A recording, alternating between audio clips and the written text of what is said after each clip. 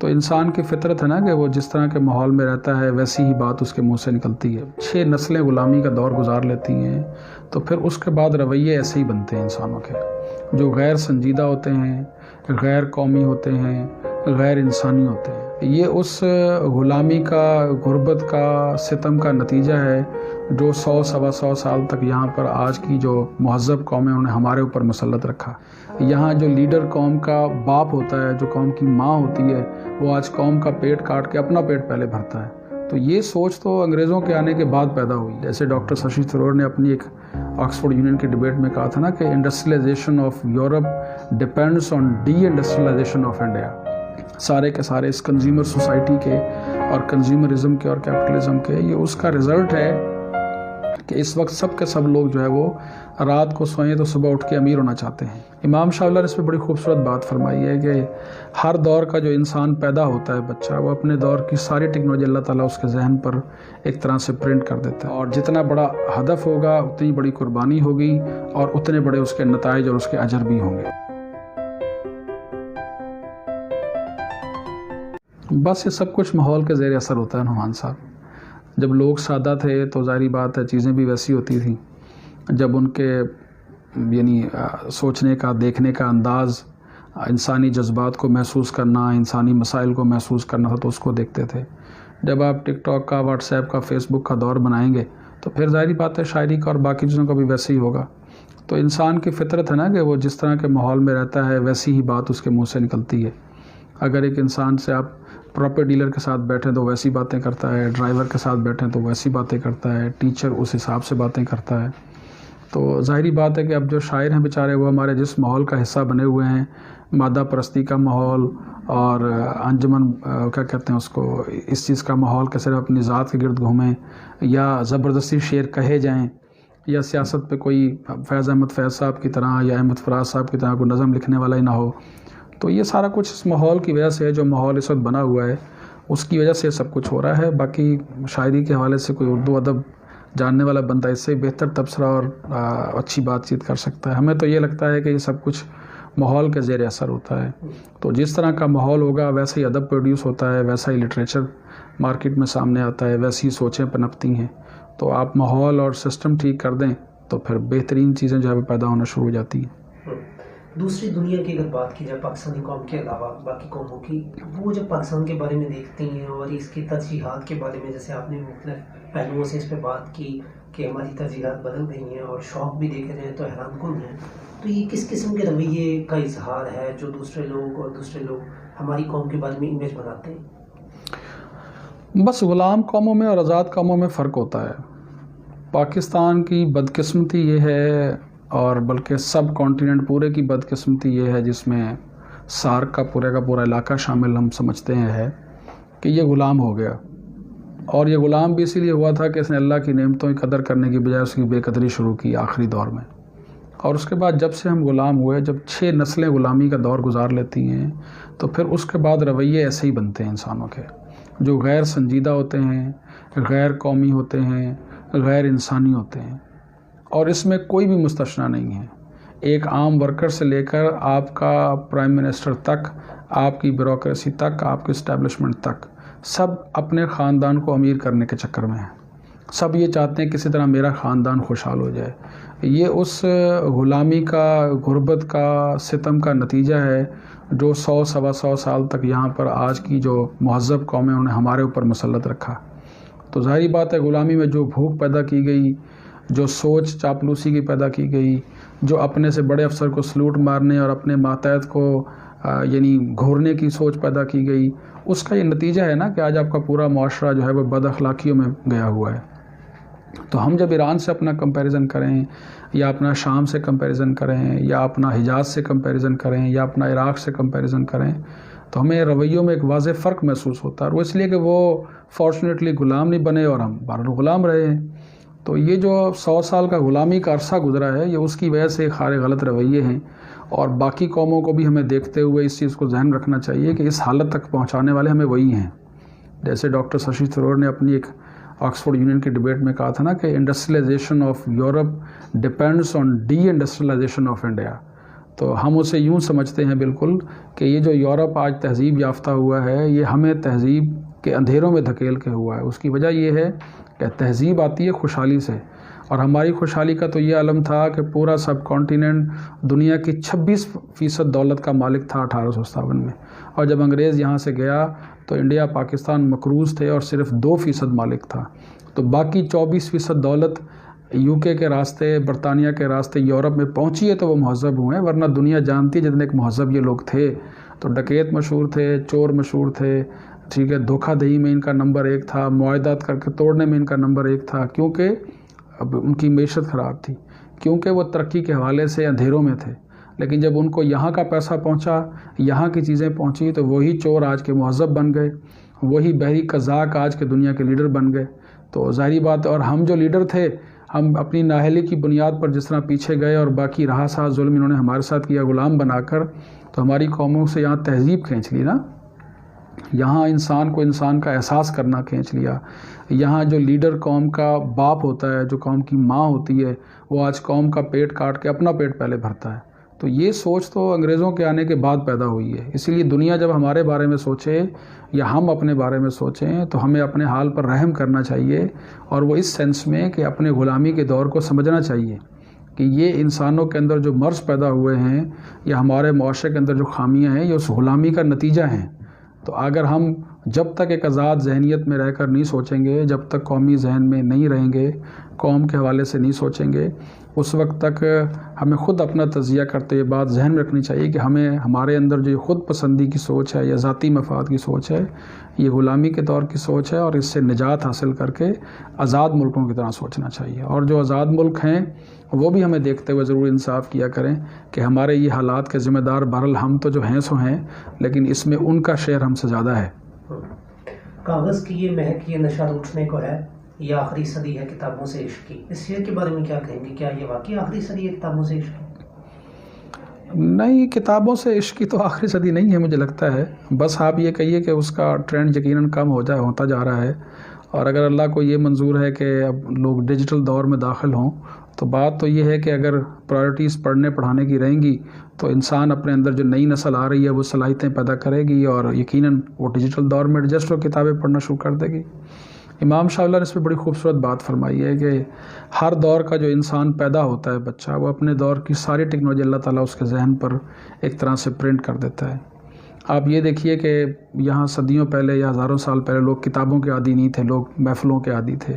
صحبت کے عادی تھے، اس سے چیزیں پریکٹیکلی دیکھتے بھی تھے اور تھیوریٹیکلی سنتے بھی تھے، اور اس کو اپنی ذات کا حصہ بنا لیتے تھے۔ پھر ایک دور آیا کتاب کا، تو لوگوں کے پاس جانے کا موقع تو نہیں ہوتا تھا، بزرگوں کے واقعات پڑھتے تھے، اسکالرس کے تھاٹس پڑھتے تھے، اپنی ذات میں تبدیلی لانے کی کوشش کرتے تھے۔ تو لوگ جس دور میں جیسے پیدا ہوتے رہے ان کا مزاج بھی ویسے تھا۔ اب آج سے جو 1000 سال پہلے بندہ پیدا ہوا ہے اسے آپ کہیں کہ وہ موبائل ٹیکنالوجی کے ذریعے سے پڑھے، دیکھے، کمپیوٹر پہ چیزوں کو سمجھے، تو ممکن نہیں ہے، بلکہ 1000 سال دور کی بات ہے۔ میری ایج کے جتنے ٹیچرز ہیں ان کی میجورٹی ڈیجیٹل ایج پہ آنے کے بعد اور کمپیوٹر یوز کرنے کے باوجود بھی کمپیوٹر پہ ریڈنگ میں کمفرٹیبل نہیں ہیں۔ لیکن ہم اپنے دور کے لوگ ہیں کہ جب 100 کتابوں کے لیے 10 بائی 10 کا کمرہ چاہیے ہوتا تھا، اس میں چھوٹی سی سائڈ پہ شیلف ہو جس میں 100، 150، 200 کتابیں ہوں۔ اب اللہ تعالیٰ نے جدید دور کے لیے جدید چیزیں پیدا کی ہیں کہ ایک اسٹوڈنٹ ہے، اس کے موبائل میں ہو سکتا ہے 7000 کتابیں اور وہ جیب میں ڈالی پھر رہا ہو، تو ذہن بھی ویسا ہے، وہ پڑھنے میں بھی کمفرٹیبل ہے۔ تو کاغذ کا دور ختم ہو سکتا ہے، کتاب کا دور ختم نہیں ہو سکتا۔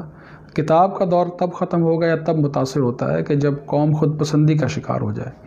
جب قوم قومی مفاد کی بجائے ذاتی مفاد کے بارے میں سوچے، جب انسان علم کی بجائے جاہلیت کے راستے پر چلے، تو تب کتاب کا دور ختم ہوگا۔ کتاب کی شکل بدلی ہے تو ہم تو اس کو بلیسنگ سمجھتے ہیں، اگرچہ ہم اس دور میں اتنے کمفرٹیبل نہیں جتنا ایک نوجوان کمفرٹیبل ہے، لیکن انشاءاللہ آج جو بچہ اسکول میں پڑھ رہا ہے، کل کو جب وہ کالج میں یونیورسٹی میں آئے گا تو وہ زیادہ کمفرٹیبل، اور اچھی بات ہے اس کے پاس ہماری بنسبت زیادہ کتابیں موجود ہیں، اور کتاب کا ہر صفحہ کھول سکتا ہے اور فوراً کھول سکتا ہے، اور چیزیں محفوظ بھی ہیں۔ کتابوں کو سٹور کرنا، اس کو کاپی کرنا، اس کو پھیلانا، اس کو آگے تک بھیجنا، اس کو سٹور کرنا، وہ سارا کچھ بہت ایزی ہو چکا ہے۔ بس ہم نے کتاب بینی، یعنی جسے کہنا چاہیے کہ جو بک ریڈنگ کی عادت ہے وہ نہیں مرنے دیں گے تو پھر کتاب زندہ رہے گی، اور اگر کتاب سے ہمارا رشتہ ٹوٹ گیا جو آج کے دور میں ڈیجیٹل شکل اختیار کر چکی ہے، تو پھر تباہی سے کوئی بھی نہیں بچا سکتا، نہ شعبوں کو نہ اس قوم کو۔ جیسے آپ نے کہا کہ یہ آخری صدی نہیں ہے کتابوں سے عشق کی، تو میرا آپ سے سوال یہ ہے کہ جس قسم کا ادب اب چھپ رہا ہے یا جیسے پہلے چھپا کرتا تھا، اگر اس کا کمپیئر کیا جائے تو آپ سمجھتے ہیں کہ واقعی معیاری ادب اب بھی چھپ رہا ہے، یہ ایسا ہی ہے کہ جس نے 6 کتابیں پڑھ لی وہ سمجھتا ہے 7ویں کتاب اب میری مارکیٹ میں آنی چاہیے؟ اس کے بارے میں کیا کہیں گے؟ بس ادب پہ زیادہ تو لب کشائی کرنے کا میں اپنے آپ کو نہیں سمجھتا قابل اس کے، لیکن اتنا کہوں گا کہ کمرشلائزیشن کا دور ہے، جب ہر چیز کمرشلائز ہو گئی ہے تو پھر کتاب لکھنا، شعر لکھنا، ناول لکھنا، اس کے پیچھے بڑا مقصد مشہور ہونا ہے اور پیسے کمانا ہے۔ تو جب علم ادب اس بنیاد پر پیدا کیا جائے، عادتیں اس بنیاد پر اختیار کی جائیں کہ بندہ مشہور ہو جائے یا بندہ اچھا دکھے، اچھا لگے یا اس کو پیسے ملے، تو پھر اس کا یہی حال ہوتا ہے۔ تو یہ سارے کا سارا کیپٹلزم کی لعنت ہے جو پوری سوسائٹی کے اوپر ہے۔ تو ظاہری بات ہے جب تک وہ سرمایہ داری نظام ایسے کھلا ناچ ناچتا رہے گا تو آپ کا ہر شعبہ دنیا کا ایسے ہی ہوگا۔ ادب کو چھوڑیں، آپ ڈاکٹرز کو دیکھ لیں، ایک دور میں طبیب کی نفسیات کیا ہوتی تھی مریض کے بارے میں، اور آج طبیب اور ڈاکٹر کیسے اس کو ایک شکار کی طرح دیکھتا ہے۔ تو ہر شعبے کا وہی حال ہے جب سے کمرشلائزیشن کا دور شروع ہوا ہے کہ ٹیچر ہو، وہ ڈاکٹر ہو، وہ ادیب ہو، وہ سیاستدان ہو، ہر بندہ جو ہے وہ اس کو کمرشلائز کر کے چیزوں کو دیکھتا ہے اور اس کا کیپٹل ریٹرن پانے کی کوشش کرتا ہے۔ تو اسی لیے سب کچھ ہو رہا ہے۔ باقی جس طرح میں نے پہلے کہا کہ شاعری اور ادب ان کے ساتھ محبت تو ہے، لیکن ان کے اوپر کوئی ایسی یعنی مہارت نہیں ہے، یا آپ کہیے کوئی اتنا ذرا عبور نہیں ہے کہ اس پر کوئی کھل کے ہم رائے دے سکیں۔ اچھا، جیسے آپ نے اپنے زندگی کے سفر کے متعلق حد تک بتایا، اور آپ کے کولیگس کے بارے میں بھی یعنی یہی ہے کہ پہلے لوگ محنت کیا کرتے تھے اور ایک یعنی مسلسل جدوجہد کے بعد کسی مقام پہ پہنچے ہیں، لیکن اگر آج کل کی نسل کی نوجوان نسل کی بات کی جائے تو ان میں محنت اور اس کا فقدان نظر آتا ہے، محنت کا نا جی چرانے لگ گئے ہیں۔ اس کے بارے میں آپ کیا کہیں گے؟ کوئی انقلابی قسم کا نوجوان پیدا نہیں ہو رہا ہے آج کل؟ جب سیاستدانوں میں لیڈر اس بنیاد پر بنے گا کہ اس کا باپ لیڈر تھا، جب بچہ اس بنیاد پہ گاڑی خرید کے آئے گا کہ اس کا باپ ایک 15ویں گریڈ کا صحیح لیکن ایک راشی آفیسر ہے، جب ایک بندہ راتوں رات ایک ٹک ٹاک بنا کے مشہور ہو جائے گا، جب فلم کے 3 گھنٹوں میں وہ دیکھے گا کہ انقلاب آ گیا ہے اور تبدیلی آ گئی ہے اور اس کی شادی ہو گئی ہے، جب وہ ٹک ٹاک بنا کے 1 سیکنڈ میں کچھ سے کچھ کرتے دیکھے گا لوگوں کو،